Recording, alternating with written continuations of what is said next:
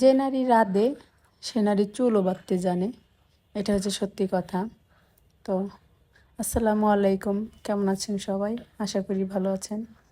তো আজকে দেখেন বাজার থেকে সকাল সকাল বাজারে চলে গেছিলাম। তো বাজার থেকে বড় বড় 3টা মাছ আনছি। একটা মাছ অনেক বড়, এটা হচ্ছে কি মাছ জানি বলে, ওই বড় মাছ, আর 2টা হচ্ছে রুই মাছ। হ্যাঁ, তো এই দেখেন আমার মাছগুলো কেমন হয়েছে অবশ্যই কমেন্টে জানাবেন। তারপরে এই যে মাছগুলো কাটতে বসে গেছি। আমি আয়েশ আর এইগুলো ফালাই নিয়েছি বাজার থেকেই। বিশেষ করে সবসময় বাজার থেকে মাছ কাইটা নিয়ে আসি। তো আজকে ভাবলাম যে বাসায় নিয়ে এসে কাটবো, তো এই জন্য বাসায় নিয়ে আসছি।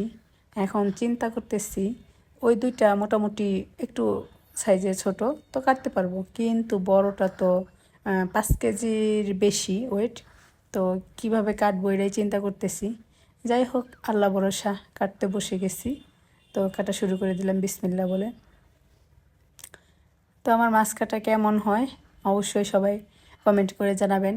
এবং এই মাছ কেটে আজকে রান্না করব, বড় মাছটা কেটে আজকে রান্না করব, তো আপনাদের সাথে শেয়ার করব সেটাও। তো দেখতে থাকেন আমার মাছ কাটাটা কেমন হয়। এই যে মাছ কাটা শুরু করলাম। মাছ কাটতে কাটতে ভাবতেছি যে যদি মাছটা বাজার থেকে কেটে নিয়ে আসতাম তাহলে কতই সহজ হতো। বাসায় নিয়ে আসতাম আর হচ্ছে ধুইতাম, তারপর হচ্ছে রান্না করতাম। এখন পণ্ডিতি করে তো মনে করেন যে নিয়ে আসছি কাটবো বইলা। রুই মাছটা অনেক শক্ত, বড় ছিল কিন্তু শক্তও ছিল, তারপর কাটতে কষ্ট হয়েছে। কিন্তু ওই মাছটা আমি ভাবছিলাম যে অনেক কষ্ট হইব, না জানি কত শক্ত। তাছাড়া আমার বডিটাও অনেক বড়, ছোটো বটি দিয়ে তো মাছ কাটতে কষ্ট হয়ে যায়। আমার বটিটা অনেক বড় এবং ধারও আছে অনেক, এই জন্য কাটতে এতটা অসুবিধা হয়নি। তো এই তো কাটতে কাটতে প্রায় 2টা মাছই কাটা শেষ করে ফেলতেছি। এখন মাছ কাটা আমার প্রায় অর্ধেকের দিকে, আর আমার ছেলে ঘুরতেছে আর দেখতেছে, বারে বারে বলতেছে মাছ মাছ, কথা বলতেছে আর জিজ্ঞেস করতেছে আম্মা মাছ। তারপরে দেখেন আমার 2টা মাছই প্রায় কাটা শেষ। তো বাজারে সকাল সকালই তাজা মাছ, একদম তাজা ছিল। হ্যাঁ, বাসায় আনার পরেও নাড়াচাড়া করছে, এরকম তাজা ছিল। বাজারে ফোন নিয়ে যায়নি, যদি ফোন নিয়ে যেতাম অবশ্যই ভিডিও করে দেখতাম।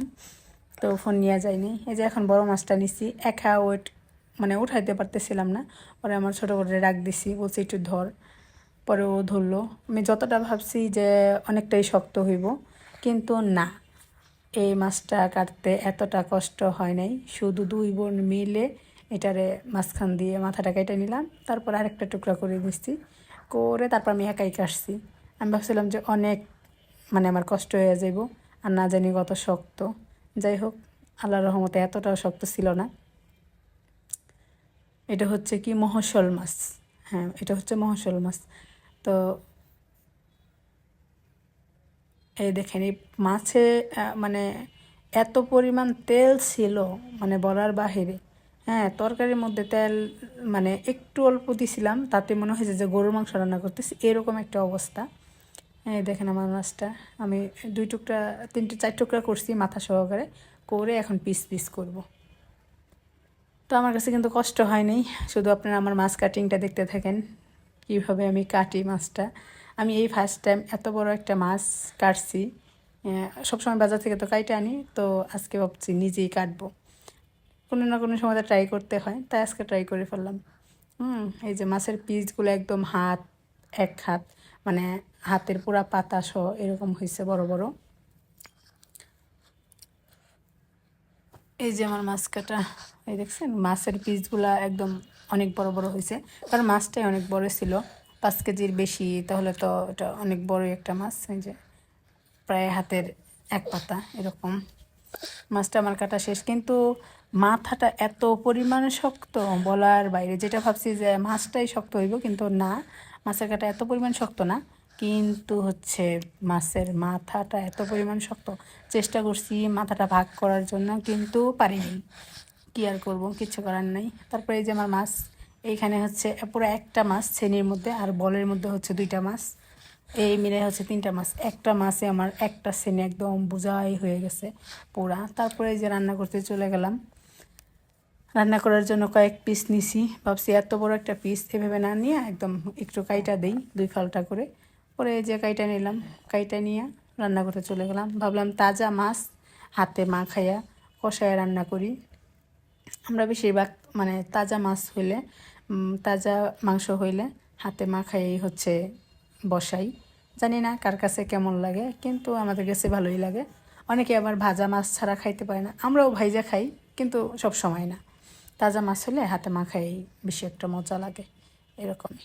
তারপরে এই যে আমার হাতে মাখানো মাছ এখন হচ্ছে একটু হালকা ঝোল দিয়ে দিলাম, দিয়ে এখন বসায় দিব। এই দেখেন আমার তরকারির কালারটা কি যে পরিমাণ সুন্দর আসছে, আর মাছটা একদম মানে কি সফট বললেই চলে।